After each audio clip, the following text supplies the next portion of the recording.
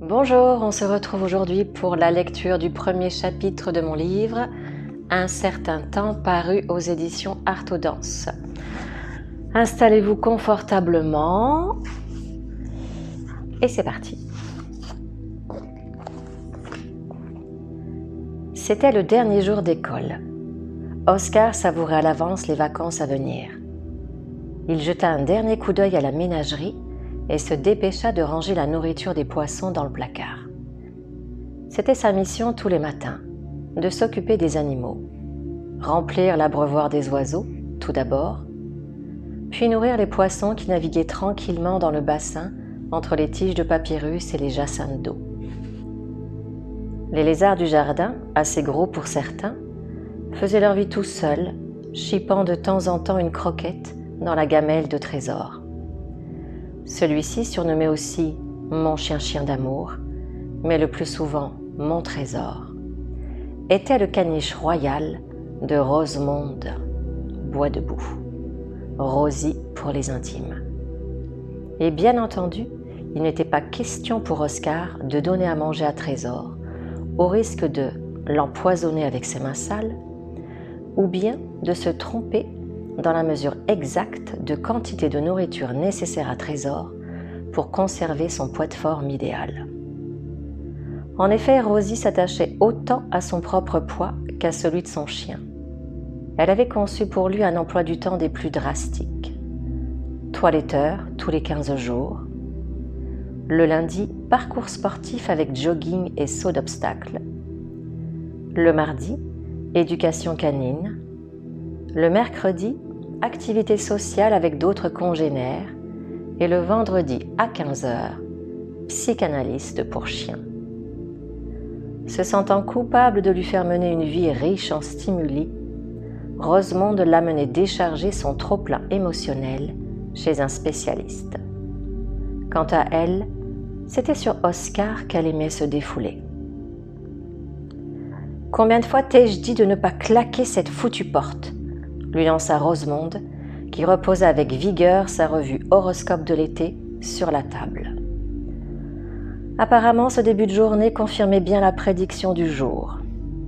Un événement extérieur vient renforcer le bien fondé de vos convictions dans le bon sens. Il ne vous reste qu'à agir. Elle ajouta : « Je te préviens, la prochaine fois, je te fais arracher toutes les pousses de bois lolo du jardin et on verra alors. » Oscar n'en fut pas totalement convaincu, mais répondit sur un ton désabusé avant qu'elle ne finisse sa phrase.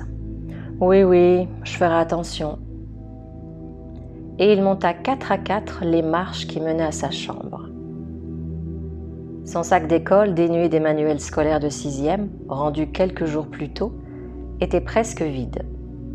Il ne contenait que sa trousse, son agenda, un joli galet ramassé sur la plage et quelques miettes résiduelles d'un gâteau au chocolat.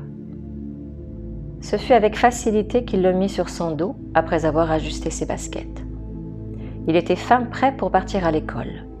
Un pantacourt qui lui arrivait en dessous des genoux et un t-shirt de couleur blanche à l'effigie du collège. Les vacances annonçaient aussi la liberté de pouvoir s'habiller comme il le voulait. Oscar en avait marre de porter ses baggies hyper larges. Il ne leur trouvait aucun charme particulier. 2 avantages cependant, il cachait facilement ses jambes encore menues et lui permettait d'être à la mode, étiquette non négligeable qui contribuait à le fondre dans la masse. Il jeta un coup d'œil sceptique dans le miroir, puis se mit à sourire en pensant que le lendemain serait un jour nouveau, libéré des contraintes scolaires. Il redescendit l'escalier et trouva Rosemonde affairée à l'une de ses activités favorites, espionner les voisins aux jumelles. Se parlant toute seule, elle ne put s'empêcher de maugréer. « Bah tiens, le fils des Brodabec est encore en train de prendre les sacs poubelles pour des ballons de foot.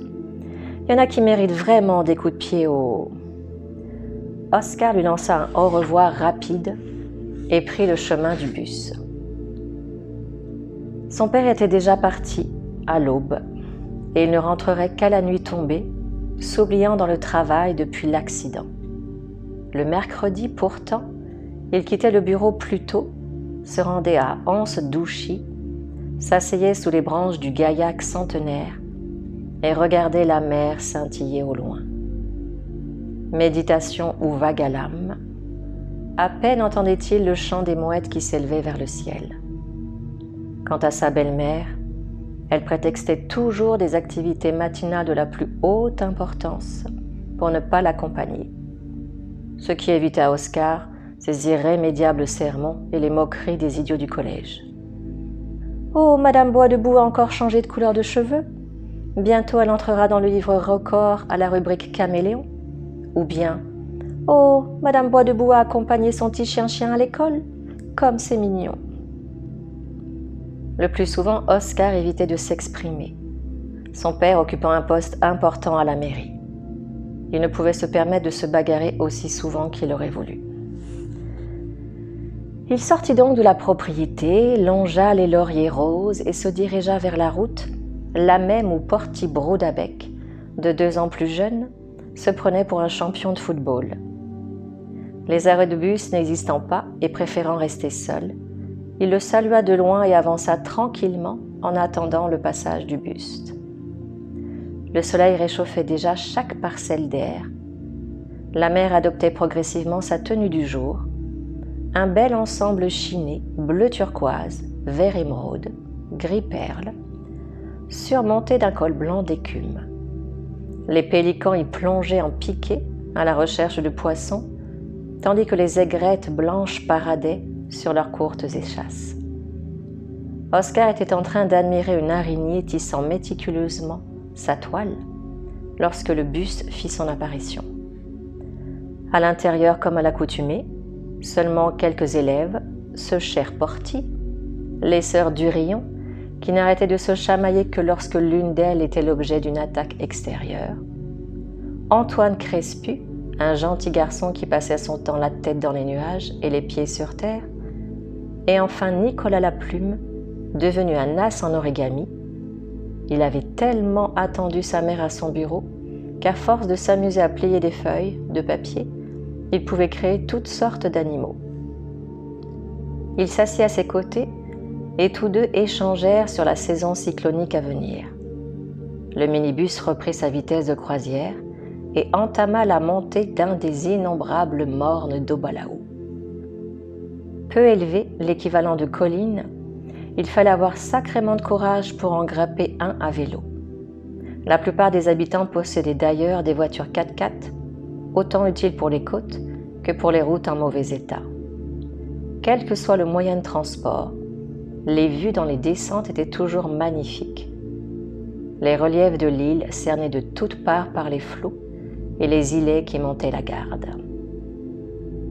Oscar n'avait qu'une hâte, aller à son cours d'écologie interne. C'était le dernier cours de la matinée et heureusement aussi le dernier de la journée, puisque le collège avait dispensé les élèves des cours de l'après-midi. C'était jour de fête. Les pêcheurs étaient à l'honneur. Des cérémonies et des animations avaient lieu toute la journée et le principal du collège, qui faisait partie du conseil municipal, avait un planning chargé. Une aubaine pour les élèves. C'est avec un ennui prononcé qu'il joua aux cartes pendant le cours de maths et au Uno pendant celui d'histoire-géo. Le professeur en écologie interne, un jeune titulaire débarqué de métropole et qui arborait au menton un bouc broussailleux, les fit entrer dans la salle climatisée, elle-même peu écologique. Lorsque tout le monde fut assis dans un brouhaha décomplexé, il prit la parole. « Bonjour tout le monde. Pour ce dernier cours, remercions-nous d'avoir bien travaillé cette année. Donnons-nous du bonheur. Fermez les yeux, laissez votre corps et votre mental se poser comme un cheval qui passe du galop au trot, puis au pas, et finalement s'arrête. Laissez-le brouter un peu et invitez-le au bout d'un moment à relever la tête pour être simplement là, sur le chemin, tranquille. Laissez-le écouter le silence peuplé de nombreux bruits. Laissez sa respiration se calmer. Après 5 minutes de pause, il reprit. Lorsqu'il y aura assez de place en vous pour accueillir une autre nourriture, laissez venir un sujet qui vous tient à cœur. Mais cette fois, changez vos habitudes. Osez vous ouvrir à l'inhabituel, voire l'extraordinaire. Et lorsque vous aurez trouvé, vous pourrez laisser se développer la graine, l'idée, l'intention. Allez-y. Oscar se déconnecta progressivement de son environnement pour plonger au fond de lui-même. Certains mots avaient fait mouche et résonnaient contre les parois de sa poitrine. Un sujet qui vous tient à cœur. Son cœur, à lui, était dysfonctionnel depuis le drame. Il était tout serré, étriqué, comprimé dans sa cage. Et tout ce qui prenait de la place, c'était le vide à l'intérieur. Un vide atomique. Alors, à cet instant, ce fut comme une évidence qui le fit sortir de sa transe. Il ouvrit les yeux, attrapa la tablette que chaque élève avait à disposition devant lui et tapa sur le moteur de recherche M-A-C-H-I-N-E,